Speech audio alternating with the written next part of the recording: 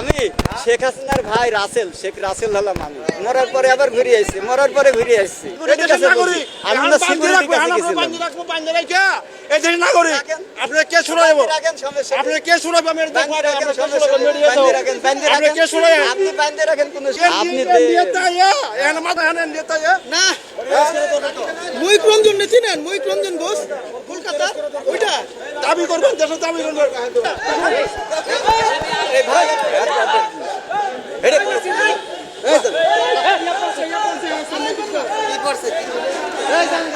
সেইখানে মিডিয়াতে আসছে যে পুলিশ তাহার উপরে রাবার বুলেট গুলি প্রয়োগ করছিল, এটা মিডিয়াতে আমরা দেখেছি। এর এই বিষয়ে কিছু জানতেন না।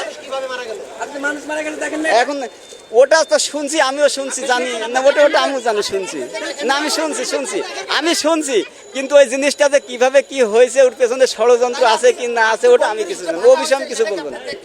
আমি ওই বাড়ি দেখতে গেছিলাম, আমি 32 নম্বর বাড়ির উপরে পতাকা উঠেছি। না না, আমি অস্বীকার করছি না, আমি ও বিষয়ে কথা বলতে চাচ্ছি না। কারণ হচ্ছে আমি আগের থেকে ভাইরাল আছি ভাই, আমার ভাইরাল হওয়া লাগবে না। আমি আগের থেকে সারা বিশ্বে ভাইরাল। আমি শেখ হাসিনার ভাই রাসেল, শেখ রাসেল হলাম আমি। মরার পরে আবার ঘুরে আসছি, শেখ রাসেল।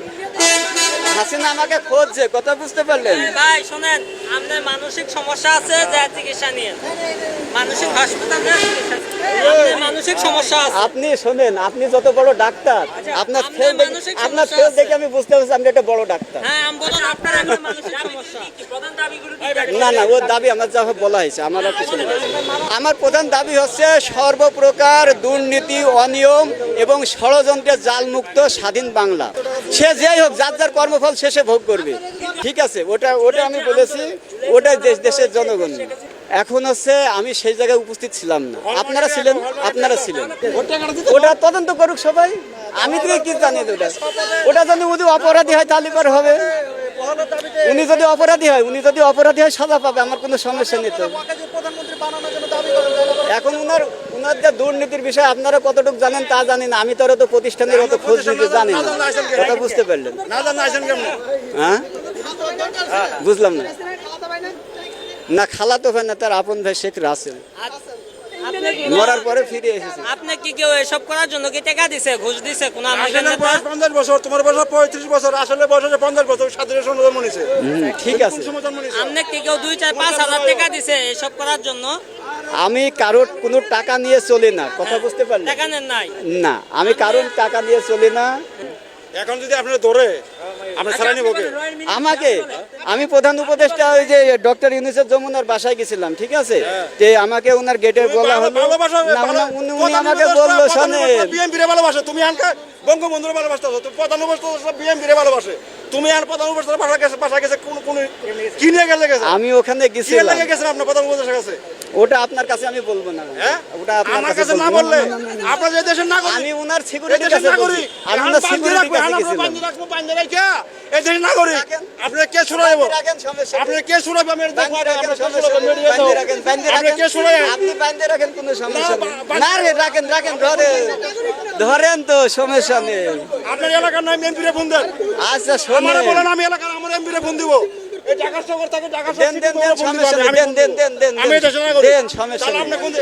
আপনি এখানে মাথা এখানে নেতা না মহিক রঞ্জন চিনেন? মহিক রঞ্জন ঘোষ কলকাতা ওইটা দাবি করবেন, দেশের দাবি করবেন। শুভেন্দু আমি এই দেশের একজন নাগরিক। এই কেমন নাগরিক? আইনি কার্ড দেন। আমি আপনার সাথে কোনো কথা বলতে চাই না বললে না করেন কেন? ও আপনি একলাই যাবেন, চাকরি যাবেন।